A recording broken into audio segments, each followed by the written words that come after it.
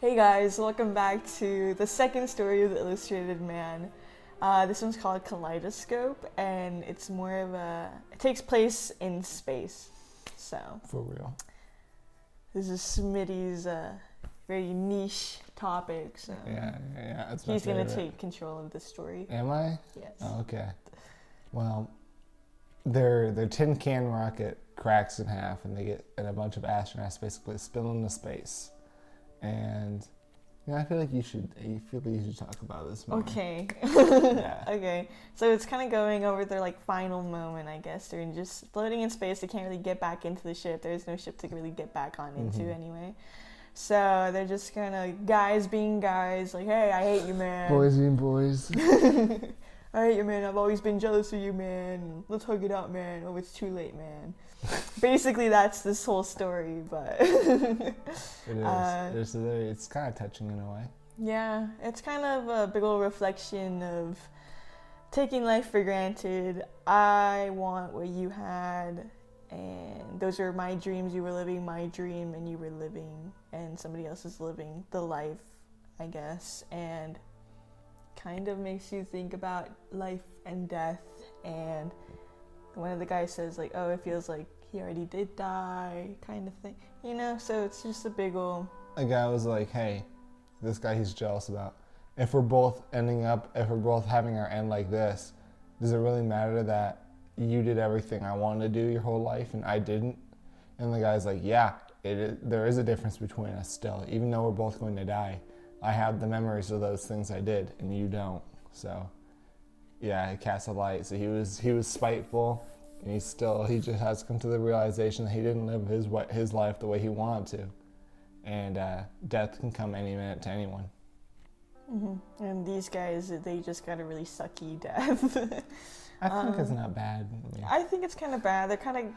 Their limbs are kind of coming off from the Meteorite hits, their arm takes it off, and then he has to tighten the suit. They're like, I wonder how I will land on Earth. I'll probably go down in a big old explosion. Yeah, it'd be nice. You get to be a shooting star. I shoot. Hey, mom. Don't I'm a they shooting say? Don't they star." say that? They're like, be a shooting star, baby, you're a firework. Something like that. Something like that. One of them. It was Definitely. a song that kind of went like that. Those might have been the lyrics. Yeah. Illustrated Man. The stuff that I want to talk about is this one was unrealistic, guys. Did you notice it at all? What? Do you notice? The logistics of it? No, because Not the logistics. I guess the logistics of it. Like, one was like, oh, he's going to Earth. He's going to Mars. He's going out to Pluto because they all spilled and they're all going in different I'm directions. not really thinking about that at all because this whole book is unrealistic, kind of. Yeah, I mean, So It it's- starts off with a dude with pictures So on it's his just arms. like a cutesy little, drifting apart to different, like kind of very I know it doesn't matter. cartoony kind of thing. Yes.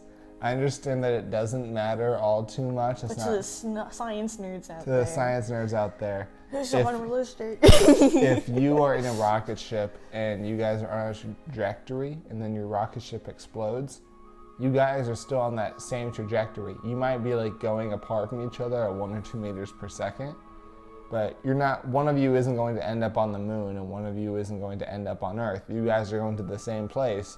You just might be separated by a mile or two, Really? Yeah, you're So not. if you're floating through space in this direction and the thing explodes and one of the guys shoots off in that direction, Mm-hmm.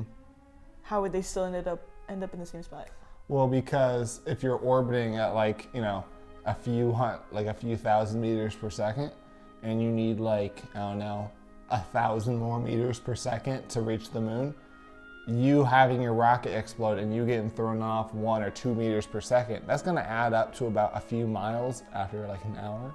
And so you guys are going to be flung apart in space, but space is so big that it's not enough velocity change to take you to the moon or to another planet, even if you get flung in opposite directions.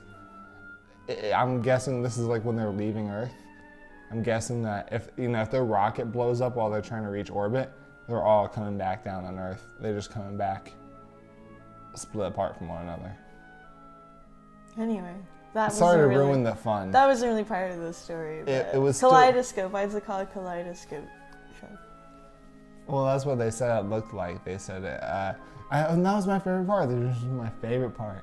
When the guy gets caught in a meteor, he gets caught in like a bunch of meteors, and it's like, it looks like a kaleidoscope. It's so pretty. It's taking me to Mars, guys. Yeah, that's my favorite part. Again, unrealistic, but still, it's really pretty. I like that image. If we look at it in a storytelling, what is it trying to tell us, kind of thing? It's I like how beauty in the, nothing. Space. It's obviously set in space for I like how his final moments, like everyone's gonna die and it's a bad time, but this guy's still excited about getting taken off by these special meteors. He's like, this is so pretty, I'm going to Mars, this is so cool.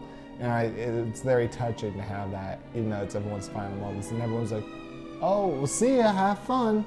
Yeah. And it's kind of like, a light in the darkness. They're kind of light in the darkness. Yeah. Well, it's kind of it's like kaleidoscope in space. Yeah, it's kaleidoscope, guys. But yeah, I Enough feel like said. that kind of just is like a big old I don't know.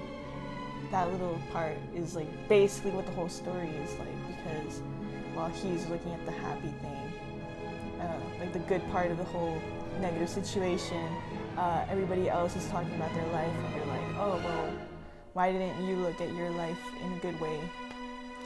How am I trying to word this? Like, one guy wants something, his dreams, and he's very negative about it. I like the guy looking at seeing a kaleidoscope in space as he's gonna die and being all cheerful and everything as like a big old kind of umbrella for like, everything that's going on in the story. Like the guy being spiteful of the other guy for him having a good life and the life that he wanted, when he could have been thankful for what he had. And so I guess the guy seeing the kaleidoscope is just kind of seeing the good stuff in his life.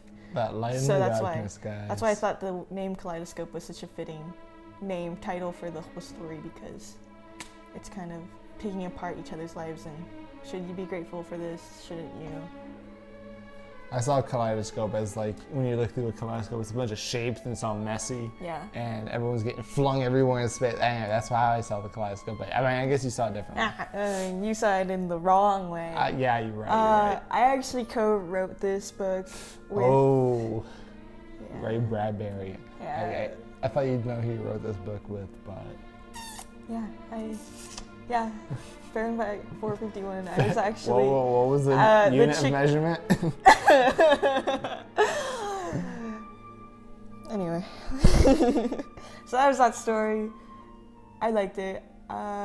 You should make a tier list.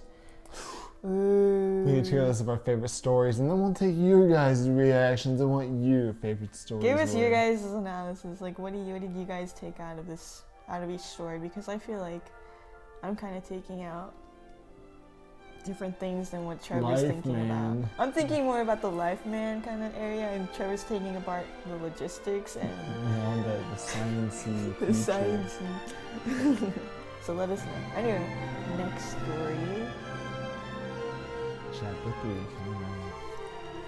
3. 3 words.